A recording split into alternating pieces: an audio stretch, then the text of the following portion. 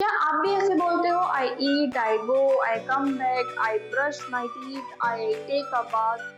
और आपका एक सेंटेंस कंप्लीट होने के बाद आपको समझ नहीं आता कि सेकंड सेंटेंस कैसे यूज करें, और शायद इसी वजह से आपके जो वर्ड्स हैं वो क्लियर नहीं हो पाते और नेचुरल भी नहीं हो पाते। सो ये दिस वीडियो इज फॉर दोस्त। My name is Chanchal and today we are going to discuss about sequencers. Sequencers क्या होते हैं, sequencers की ज़रूरत क्यों है और कौन कौन से sequencers होते हैं और हम इन्हें कैसे यूज करते हैं। So let's get started. Sequencers कौन कौन से होते हैं? First let me write those. First, then, next, after that,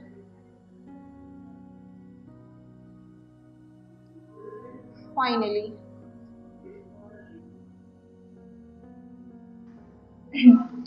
आज हम डिस्कस करने वाले हैं सीक्वेंसर्स के बारे में। हम सीक्वेंसर्स का यूज एक्चुअली इसलिए करते हैं ताकि जो हमारी स्पीच है या जो हमारे वर्ड्स है वो फ्लुएंटली हम उनको बोल पाएं और वो एकदम नेचुरल लगे।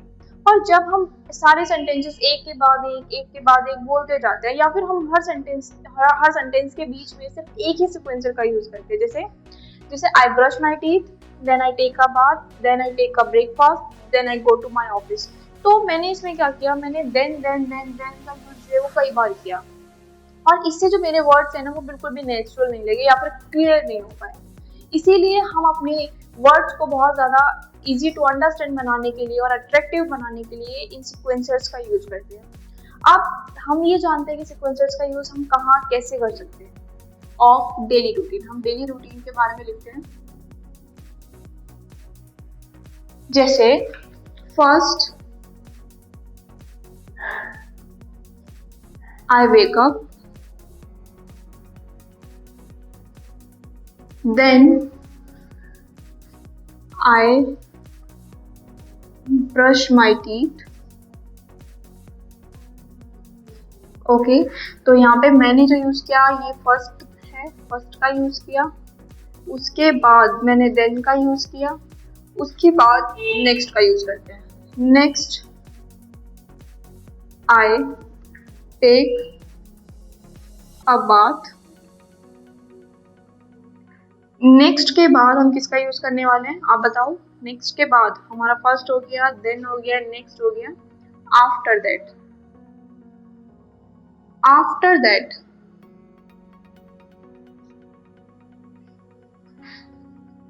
After that I go for breakfast, and finally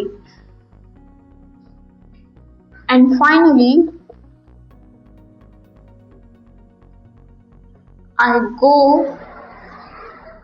to my office or school. And I hope this is clear to you. This is how कि हम सीक्वेंसर्स का यूज करते हैं। हमारे पास सीक्वेंसर्स थे first, then next, after that, finally. एक और कंफ्यूजन होती है, क्या हम इन सीक्वेंसर्स को आगे पीछे यूज कर सकते हैं? तो बिल्कुल भी नहीं। क्यों? क्योंकि इसका नाम ही सीक्वेंसर्स है और सीक्वेंसर्स का मतलब होता है इन सभी सीक्वेंसर्स को सीक्वेंस में यूज करना। हमारे पास इनके अलावा भी बहुत सारे सीक्वेंसर्स होते हैं, पर अभी के लिए हम इन्हीं के बारे में बात कर रहे हैं ताकि हम एक अच्छी सी stories using these sequencers only create कर पाए।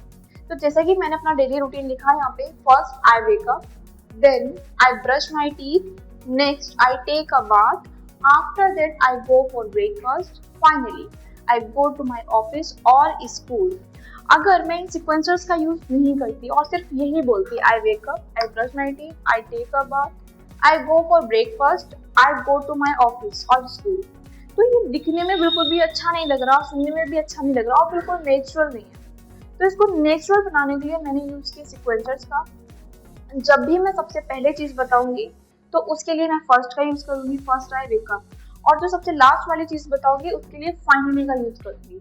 ठीक है, उसके बीच में मैं इन तीनों का यूज कर सकती हूँ, then, next, after that.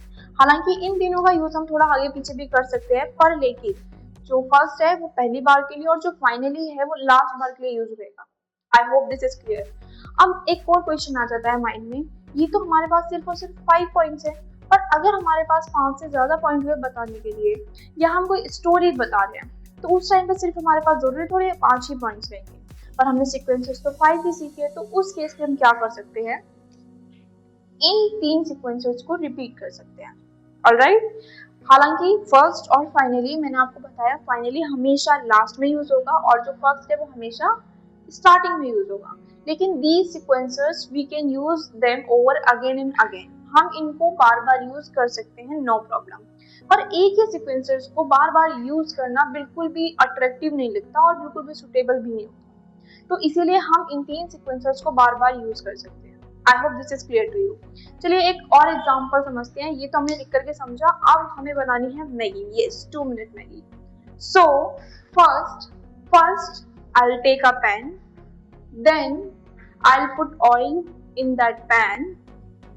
Next I'll put Maggi in that with water, and after that I'll cook it for 2 minutes. Finally your Maggi is ready.